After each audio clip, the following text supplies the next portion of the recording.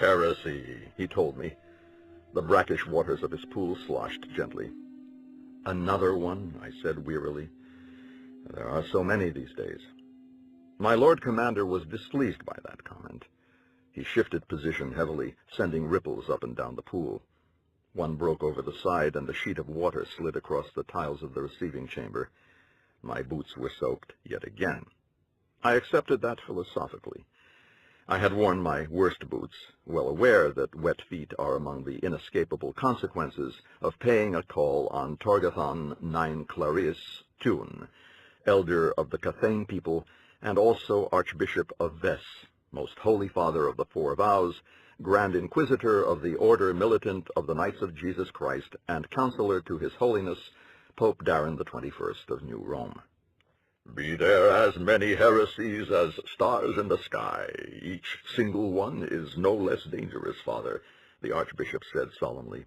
As Knights of Christ, it is our ordained task to fight them, one and all.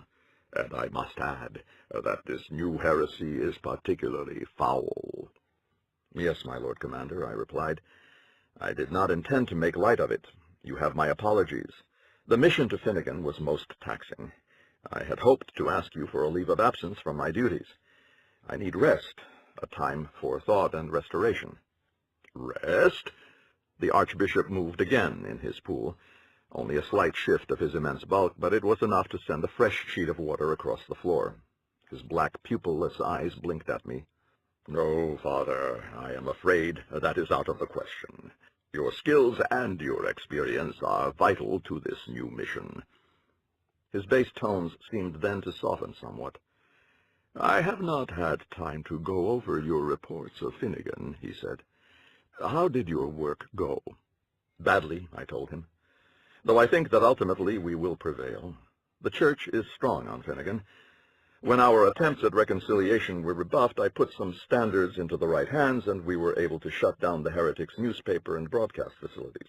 Our friends also saw to it that their legal actions came to nothing. That is not badly, the Archbishop said. You won a considerable victory for the Lord. There were riots, my Lord Commander, I said. More than 100 of the heretics were killed, and a dozen of our own people.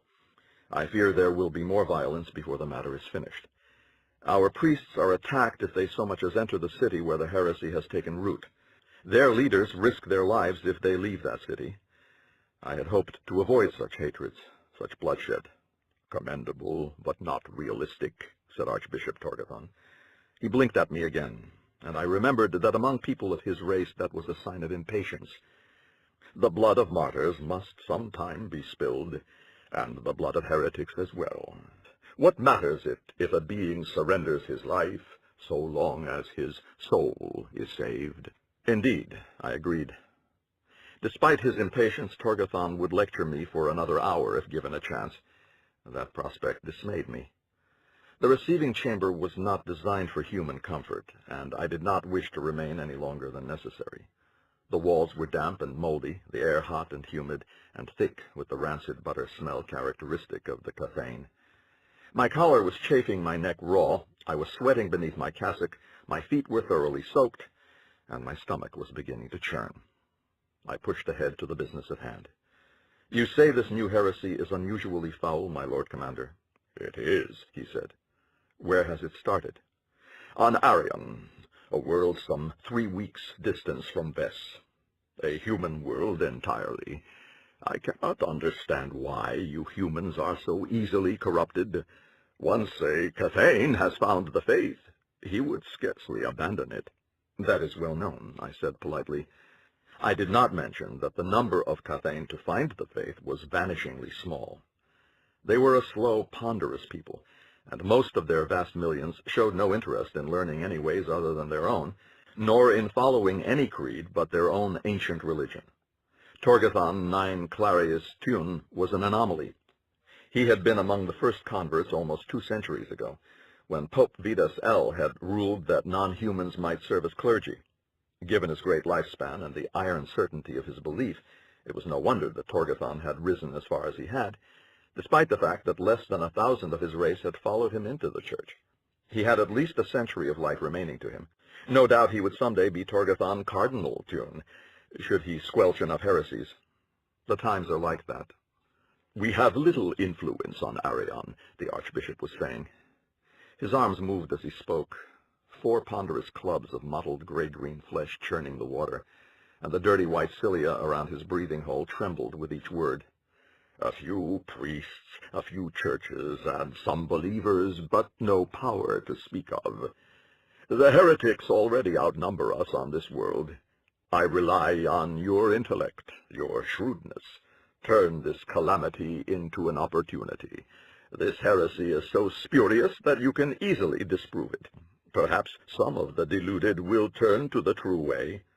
"Certainly," I said. "And the nature of this heresy? What must I disprove?" It is a sad indication of my own troubled faith to add that I did not really care. I have dealt with too many heretics. Their beliefs and their questionings echo in my head and trouble my dreams at night. How can I be sure of my own faith? The very edict that had admitted Torgathon into the clergy had caused a half-dozen worlds to repudiate the Bishop of New Rome, and those who had followed that path would find a particularly ugly heresy in the massive, naked, save for a damp Roman collar, alien who floated before me and wielded the authority of the Church in 4 great webbed hands. Christianity is the greatest single human religion, but that means little. The non-Christians outnumber us 5 to 1, and there are well over 700 Christian sects, some almost as large as the one true interstellar Catholic Church of Earth and the Thousand Worlds. Even Darren the 21st, powerful as he is only one of 7 to claim the title of Pope. My own belief was once strong, but I have moved too long among heretics and non-believers. Now even my prayers do not make the doubts go away. So it was that I felt no horror, only a sudden intellectual interest, when the Archbishop told me the nature of the heresy on Arian. "They have made a saint," he said, "out of Judas Iscariot." As a senior in the Knights Inquisitor, I command my own starship, which it pleases me to call the Truth of Christ. Before the craft was assigned to me, it was named the St. Thomas, after the Apostle, but I did not consider a saint notorious for doubting to be an appropriate patron for a ship enlisted in the fight against heresy. I have no duties aboard the Truth, which is crewed by 6 brothers and sisters of the Order of St. Christopher the Far-Traveling, and captained by a young woman I hired away from a merchant trader. I was therefore able to devote the entire 3-week voyage from Vest to Arian to a study of the heretical Bible, a copy of which had been given to me by the Archbishop's administrative assistant. It was a thick, heavy, handsome book, bound in dark leather, its pages tipped with gold leaf, with many splendid interior illustrations in full color with holographic enhancement. Remarkable work, clearly done by someone who loved the all-but-forgotten art of bookmaking. The paintings reproduced inside, the originals, I gathered, were to be found on the walls of the House of St. Judas on Arian, were masterful, if blasphemous, as much high art as the Tamerwens and Roll Hallidays that adorned the great Cathedral of St. John on New Rome. Inside, the book bore an imprimatur, indicating that it had been approved by Lucian Judason, first scholar of the Order of St. Judas Iscariot. It was called The Way of Cross and Dragon. I read it as the Truth of Christ slid between the stars, at first taking copious notes to better understand the heresy I must fight, but later simply absorbed by the strange, convoluted, grotesque story it told. The words of text had passion and power and poetry. Thus it was that I first encountered the striking figure of St. Judas Iscariot, a complex, ambitious, contradictory, and altogether extraordinary human being. He was born of a whore in the fabled ancient city-state of Babylon on the same day that the Savior was born in Bethlehem, and he spent his childhood in the alleys and gutters, selling his own body when he had to, pimping when he was older. As a youth, he began to experiment with the dark arts, and before the age of 20, he was a skilled necromancer. That was when he became Judas the Dragon Tamer, the first and only man to bend to his will the most fearsome of God's creatures, the great winged fire lizards of old earth. The book held a marvelous painting of Judas in some great dank cavern, his eyes aflame as he wields a glowing lash to keep a mountainous green-gold dragon at bay. Beneath his arm is a woven basket, its lid slightly ajar, and the tiny scaled heads of 3 dragon chicks are peering from within. A 4th infant dragon is crawling up his sleeve. That was in the 1st chapter of his life. In the 2nd, he was Judas the Conqueror, Judas the Dragon King, Judas of Babylon, the great usurper. Astride the greatest of his dragons, with an iron crown on his head and a sword in his hand, he made Babylon the capital of the greatest empire old earth had ever known, a realm that stretched from Spain to India. He reigned from a dragon throne amid the hanging gardens he had caused to be constructed, and it was there he sat when he tried Jesus of Nazareth, the troublemaking prophet who had been dragged before him bound and bleeding. Judas was not a patient man, and he made Christ bleed still more before he was through with him. And when Jesus would not answer his questions, Judas contemptuously had him cast back out into the streets. But first he ordered his guards to cut off Christ's legs. "Healer," he said, "heal thyself." Then came the repentance, the vision in the night, and Judas Iscariot gave up his crown, his dark arts, and his riches to follow the man he had crippled. Despised and taunted by those he had tyrannized, Judas became the legs of the Lord, and for a year carried Jesus on his back to the far corners of the realm he once ruled. When Jesus did finally heal himself, then Judas walked at his side, and from that time forth he was Jesus' trusted friend and counselor, the first and foremost of the 12. Finally, Jesus gave Judas the gift of tongues, recalled and sanctified the dragons that Judas had sent away, and sent his disciple forth on a solitary ministry across the oceans to spread my word where I cannot go. There came a day when the sun went dark at noon and the ground trembled, and Judas swung his dragon around on ponderous wings and flew back across the raging seas. But when he reached the city of Jerusalem, he found Christ dead on the cross. In that moment his faith faltered, and for the next 3 days the great wrath of Judas was like a storm across the ancient world. His dragons razed the temple in Jerusalem, drove the people forth from the city, and struck as well at the great seats of power in Rome and Babylon. And when he found the others of the 12 and questioned them, and learned of how the one named Simon called Peter had 3 times betrayed the Lord, he strangled Peter with his own hands and fed the corpse to his dragons. Then he set those dragons forth to start fires throughout the world, funeral pyres for Jesus of Nazareth. And Jesus rose on the 3rd day, and Judas wept, but his tears could not turn Christ's anger, for in his wrath he had betrayed all of Christ's teachings. So Jesus called back the dragons, and they came, and everywhere the fires went out. And from their bellies he called forth Peter, and made him whole again, and gave him dominion over the church. Then the dragons died, and so too did all dragons everywhere, for they were the living sigil of the power and wisdom of Judas Iscariot, who had sinned greatly. And he took from Judas the gift of tongues, and the power of healing he had given, and even his eyesight, for Judas had acted as a blind man. There was a fine painting of the blinded Judas weeping over the bodies of his dragons. And he told Judas that for long ages he would be remembered only as betrayer, and people would curse his name, and all that he had been and done would be forgotten. But then, because Judas had loved him so, Christ gave him a boon, an extended life during which he might travel and think on his sins and finally come to forgiveness. Only then might he die. And that was the beginning of the last chapter in the life of Judas Iscariot. But it was a very long chapter indeed. Once Dragon King, once the friend of Christ, now he was only a blind traveler, outcast and friendless, wandering all the cold roads of the earth, living still when all the cities and people and things he had known were dead. Peter, the first pope and ever his enemy, spread far and wide the tale of how Judas had sold Christ for 30 pieces of silver, until Judas dared not even use his true name. For a time he called himself just Wandering Jew, and afterward many other names. He lived more than 1,000 years and became a preacher, a healer, and a lover of animals, and was hunted and persecuted when the church that Peter had founded became bloated and corrupt. But he had a great deal of time, and at last he found wisdom and a sense of peace, and finally Jesus came to him on a long-postponed deathbed, and they were reconciled, And Judas wept once again. Before he died, Christ promised that he would permit a few to remember who and what Judas had been, and that with the passage of centuries the news would spread, until finally Peter's lie was displaced and forgotten. Such was the life of St. Judas Iscariot, as related in The Way of Cross and Dragon. His teachings were there as well, and the apocryphal books he had allegedly written.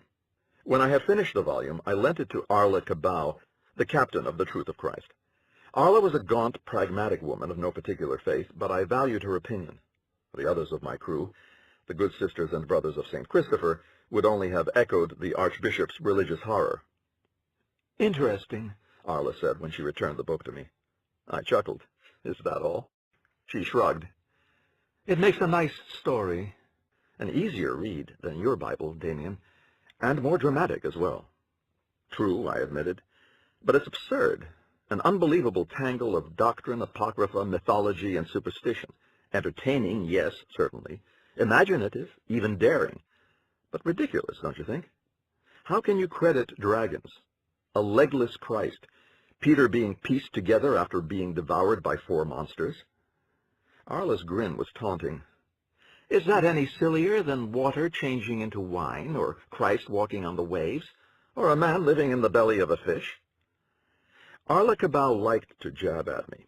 It had been a scandal when I selected a non-believer as my captain, but she was very good at her job, and I liked her around to keep me sharp. She had a good mind, Arla did, and I valued that more than blind obedience. Perhaps that was a sin in me. "There is a difference," I said. "Is there?" she snapped back. Her eyes saw through any masks. "Ah, Damien, admit it. You rather liked this book." I cleared my throat.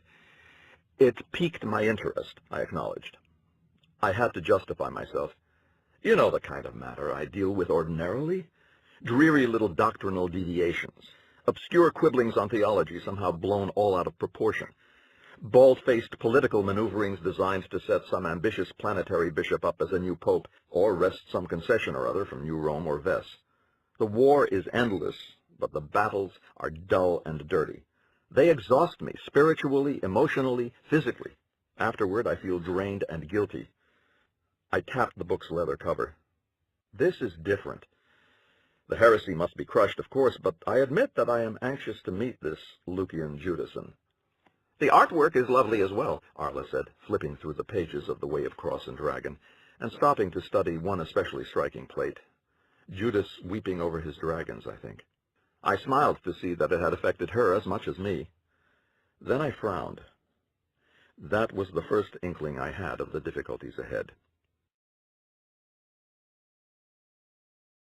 So it was that the truth of Christ came to the porcelain city Amadon on the world of Arian, where the order of St. Judas Iscariot kept its house. Arian was a pleasant, gentle world, inhabited for these past 3 centuries. Its population was under 9 million. Amadon, the only real city, was home to 2 of those millions. The technological level was medium-high, but chiefly imported. Arian had little industry and was not an innovative world, except perhaps artistically. The arts were quite important here, flourishing and vital. Religious freedom was a basic tenet of the society, but Arian was not a religious world either, and the majority of the populace lived devoutly secular lives. The most popular religion was aestheticism, which hardly counts as a religion at all.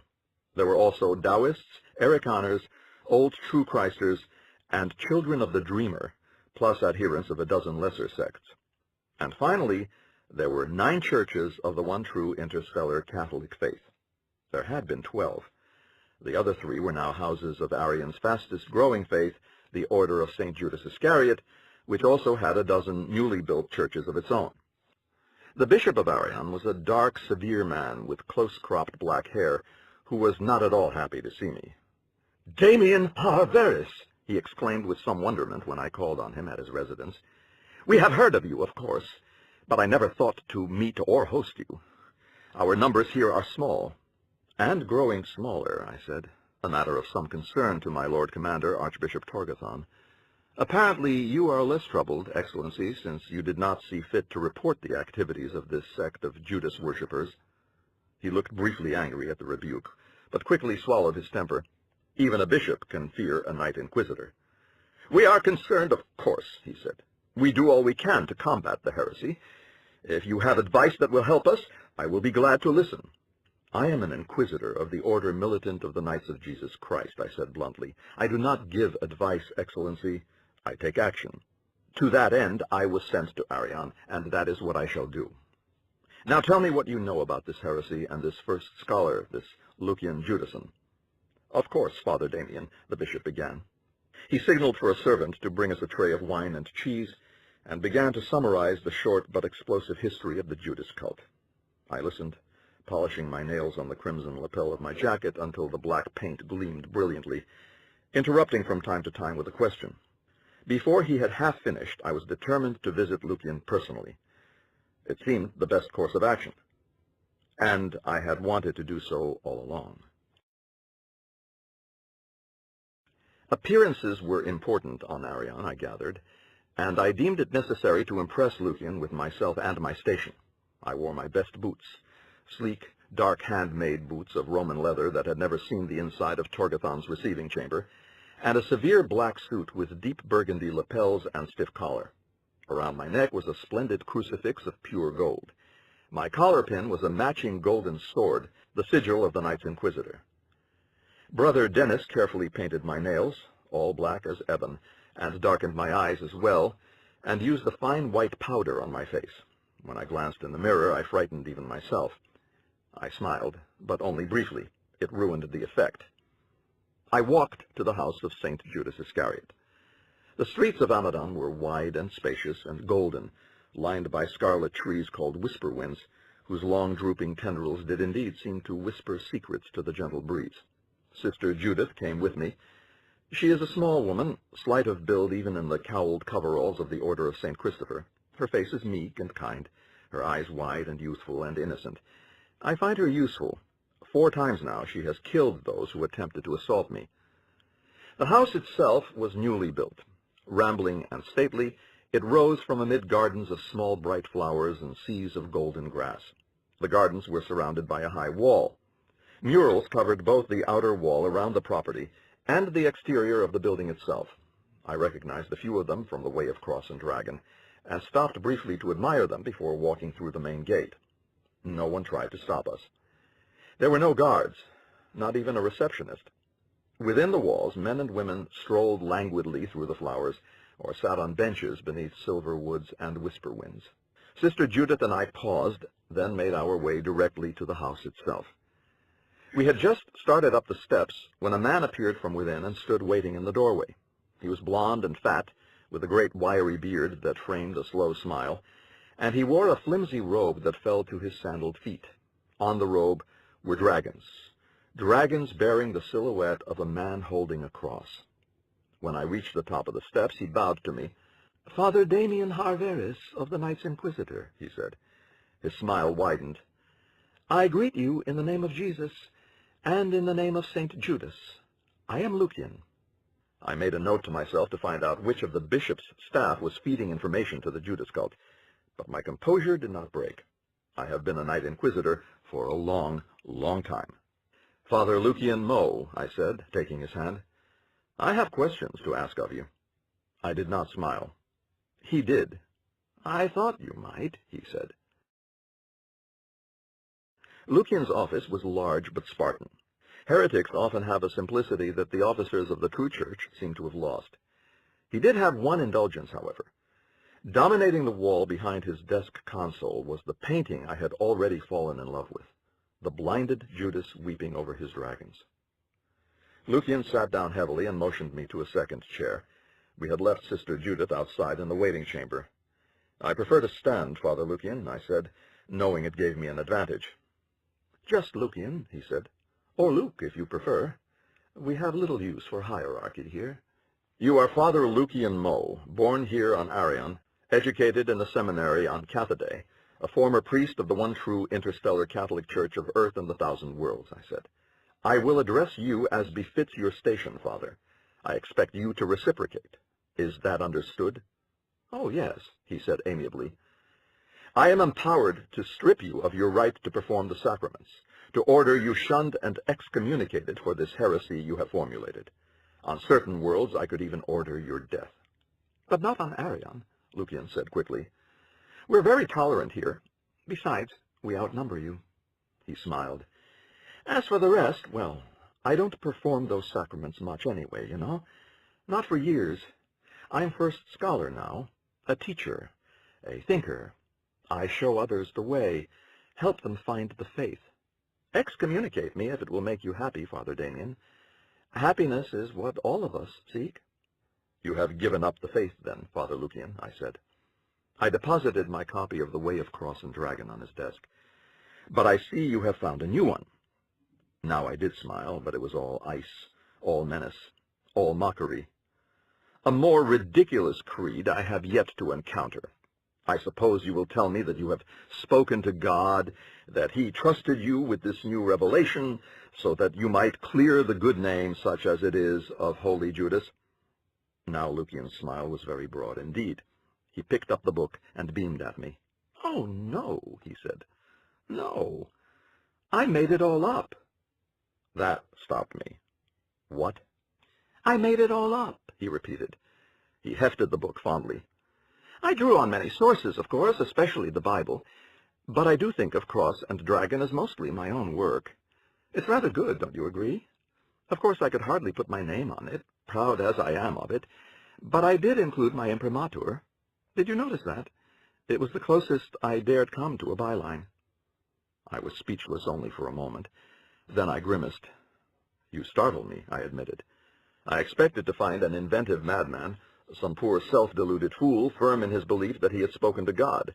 I've dealt with such fanatics before. Instead, I find a cheerful cynic who has invented a religion for his own profit. I think I prefer the fanatics. You are beneath contempt, Father Lucian. You will burn in hell for eternity. I doubt it, Lucian said. But you do mistake me, Father Damien. I am no cynic, nor do I profit from my dear St. Judas. Truthfully, I lived more comfortably as a priest of your own church. I do this because it is my vocation. I sat down. You confuse me, I said. Explain. Now I am going to tell you the truth, he said. He said it in an odd way, almost as a chant. I am a liar, he added. You want to confuse me with a child's paradoxes, I snapped. No, no, he smiled. A liar with a capital. It is an organization, Father Damien. A religion, you might call it. A great and powerful faith. And I am the smallest part of it. I know of no such church, I said. Oh, no, you wouldn't. It's secret. It has to be. You can understand that, can't you? People don't like being lied to. I do not like being lied to, I said. Lucian looked wounded. I told you this would be the truth, didn't I? When a liar says that, you can believe him. How else could we trust each other? There are many of you, I asked. I was starting to think that Lucian was a madman after all, as fanatical as any heretic, but in a more complex way. Here was a heresy within a heresy, but I recognized my duty, to find the truth of things and set them right. Many of us, Lucian said, smiling. You would be surprised, Father Damien. Really, you would. But there are some things I dare not tell you. Tell me what you dare, then. Happily, said Lucian Judason. We liars, like those of all other religions, have several truths we take on faith. Faith is always required. There are some things that cannot be proven. We believe that life is worth living. That is an article of faith. The purpose of life is to live, to resist death, perhaps to defy entropy. Go on, I said, interested despite myself. We also believe that happiness is a good, something to be sought after. The Church does not oppose happiness, I said dryly. I wonder, Lucian said. But let us not quibble. Whatever the Church's position on happiness, it does preach belief in an afterlife, in a supreme being, and a complex moral code. True. The liars believe in no afterlife, no God. We see the universe as it is, Father Damien, and these naked truths are cruel ones. We who believe in life and treasure it will die. Afterward there will be nothing, eternal emptiness, blackness, non-existence. In our living there has been no purpose, no poetry, no meaning. Nor do our deaths possess these qualities. When we are gone, the universe will not long remember us, and shortly it will be as if we had never lived at all. Our worlds and our universe will not long outlive us. Ultimately, entropy will consume all, and our puny efforts cannot stay that awful end. It will be gone. It has never been. It has never mattered. The universe itself is doomed, transient, uncaring. I slid back in my chair, and a shiver went through me as I listened to poor Lucian's dark words. I found myself fingering my crucifix. A bleak philosophy, I said, as well as a false one. I have had that fearful vision myself. I think all of us do at some point. But it is not so, Father. My faith sustains me against such nihilism. It is a shield against despair. Oh, I know that, my friend, my Knight Inquisitor, Lucian said. I'm glad to see you understand so well. You are almost one of us already. I frowned. You've touched the heart of it, Lucian continued. The truths, the great truths, and most of the lesser ones as well, they are unbearable for most men. We find our shield in faith. Your faith, my faith, any faith, it doesn't matter, so long as we believe, really and truly believe, in whatever lie we cling to. He fingered the ragged edges of his great blond beard. Our psychs have always told us that believers are the happy ones, you know. They may believe in Christ or Buddha or Erica Storm-Jones, in reincarnation or immortality or nature, in the power of love or the platform of a political faction. But it all comes to the same thing. They believe. They are happy. It is the ones who have seen truth who despair and kill themselves. The truths are so vast, the faiths so little, so poorly made, so riddled with error and contradiction that we see around them and through them, and then we feel the weight of darkness upon us and can no longer be happy. I am not a slow man. I knew by then where Lucian Judason was going. Your liars invent faiths. He smiled. Of all sorts. Not only religious. Think of it. We know truth for the cruel instrument it is. Beauty is infinitely preferable to truth. We invent beauty.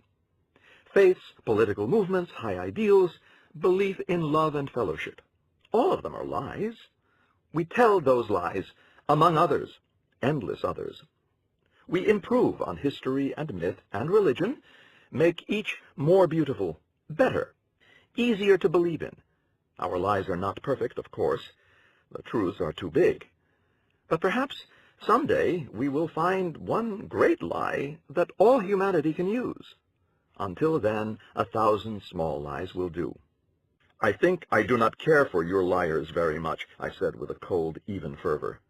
My whole life has been a quest for truth. Lucian was indulgent.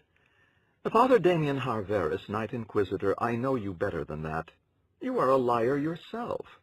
You do good work.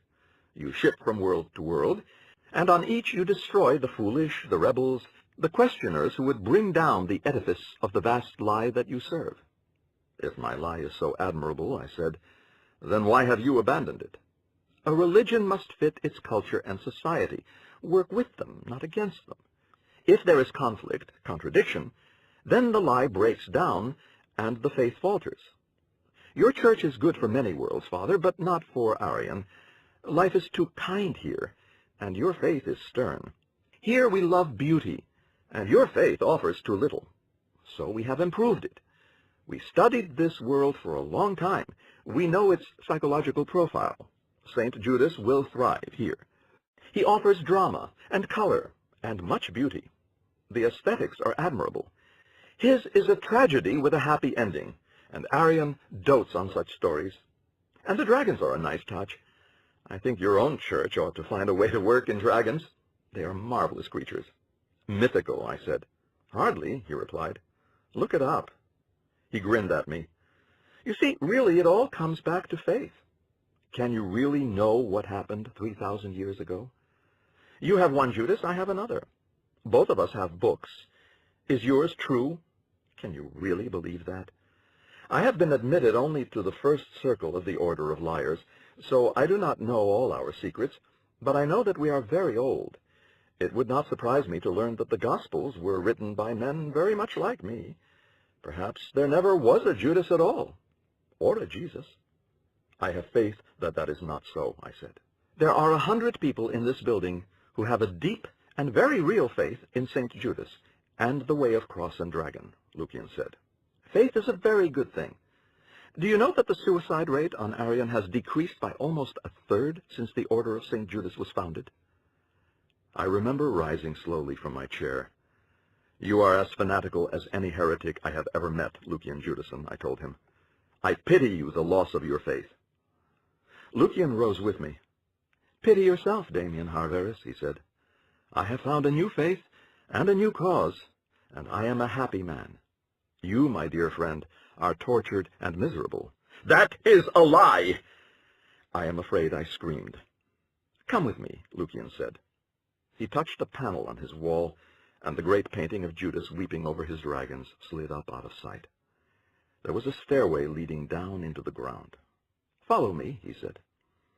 In the cellar was a great glass vat full of pale green fluid, and in it a thing was floating, a thing very like an ancient embryo, aged and infantile at the same time, naked, with a huge head and a tiny atrophied body.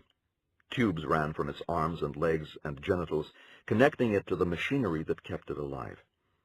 When Lucian turned on the lights, it opened its eyes. They were large and dark, and they looked into my soul. This is my colleague, Lucian said, patting the side of the vat.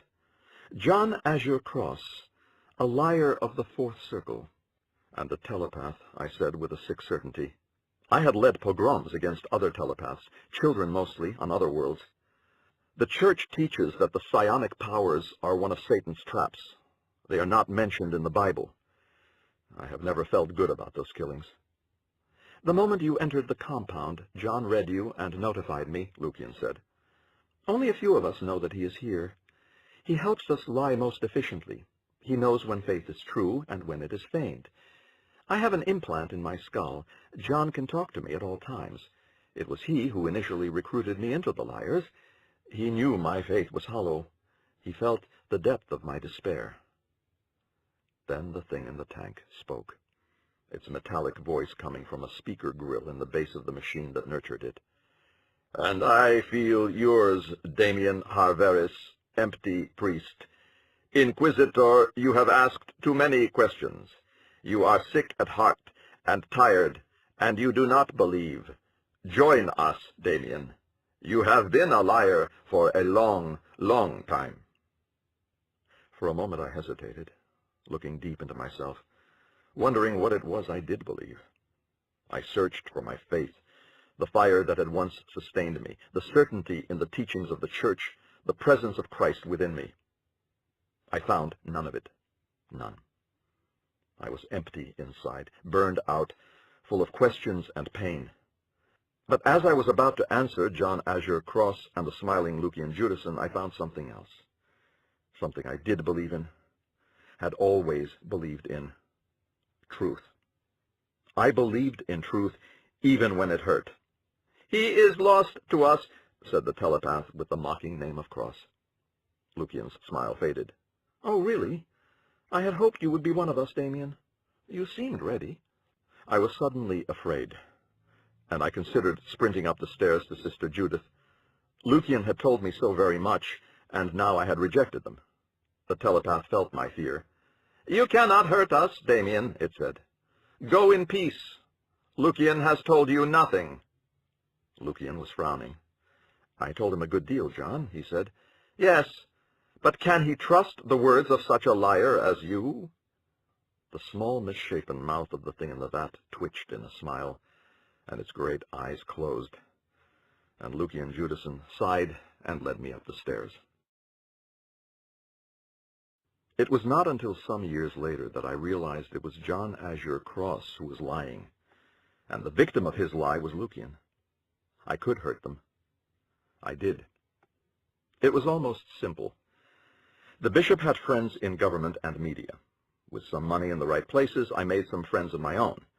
Then I exposed Cross in his cellar, charging that he had used his psionic powers to tamper with the minds of Lucian's followers. My friends were receptive to the charges. The guardians conducted a raid, took the telepath Cross into custody, and later tried him. He was innocent, of course. My charge was nonsense. Human telepaths can read minds in close proximity, but seldom anything more. But they are rare and much feared, and Cross was hideous enough so that it was easy to make him a victim of superstition.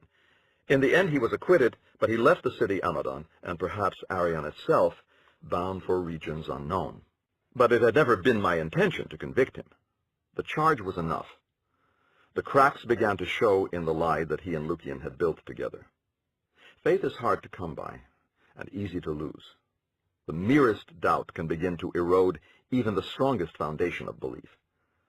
The bishop and I labored together to sow further doubts. It was not as easy as I might have thought. The liars had done their work well. Amadon, like most civilized cities, had a great pool of knowledge, a computer system that linked the schools and universities and libraries together and made their combined wisdom available to any who needed it. But when I checked, I soon discovered that the histories of Rome and Babylon had been subtly reshaped, and there were 3 listings for Judas Iscariot, one for the betrayer, one for the saint, and one for the conqueror king of Babylon. His name was also mentioned in connection with the Hanging Gardens, and there is an entry for a so-called Codex Judas. And according to the Amadon Library, dragons became extinct on old Earth around the time of Christ. We finally purged all those lies, wiped them from the memories of the computers, though we had to cite authorities on a half-dozen non-Christian worlds before the librarians and academics would credit that the differences were anything more than a question of religious preference. By then, the Order of St. Judas had withered in the glare of exposure. Lucian Judason had grown gaunt and angry, and at least half of his churches had closed. The heresy never died completely, of course. There are always those who believe no matter what, and so to this day the Way of Cross and Dragon is read on Arian, in the porcelain city Amadon, amid murmuring whisper winds. Arla Cabau and the Truth of Christ carried me back to Ves a year after my departure, and Archbishop Torgathon finally gave me the rest I had asked for, before sending me out to fight still other heresies. So I had my victory, and the church continued on much as before, and the Order of St. Judas Iscariot was crushed and diminished. The telepath John Azure Cross had been wrong, I thought then. He had sadly underestimated the power of a Night Inquisitor. Later, though, I remembered his words, "You cannot hurt us, Damien." Us? The Order of St. Judas? Or the liars? He lied, I think, deliberately, knowing I would go forth and destroy the Way of Cross and Dragon, knowing, too, that I could not touch the liars, would not even dare mention them. How could I? Who would believe it? A grand star-spanning conspiracy as old as history? It reeks of paranoia, and I had no proof at all. The telepath lied for Lucian's benefit, so that he would let me go. I am certain of that now. Cross risked much to snare me. Failing, he was willing to sacrifice Lucian Judason and his lie, pawns in some greater game. And so I left, and carried within me the knowledge that I was empty of faith, but for a blind faith in truth, a truth I could no longer find in my church. I grew certain of that in my year of rest, which I spent reading and studying on Ves and Cathaday and Celia's world. Finally, I returned to the Archbishop's receiving room and stood again before Torgathon 9 Clarius Tune in my very worst pair of boots. "My Lord Commander," I said to him, "I can accept no further assignments. I ask that I be retired from active service." "For what cause?" Torgathon rumbled, splashing feebly. "I have lost the faith," I said to him simply. He regarded me for a long time, his pupilless eyes blinking. At last he said, "Your faith is a matter between you and your confessor. I care only about your results. You have done good work, Damien. You may not retire, and we will not allow you to resign. The truth will set us free. But freedom is cold and empty and frightening, and lies can often be warm and beautiful. Last year, the church finally granted me a new and better ship. I named this one Dragon.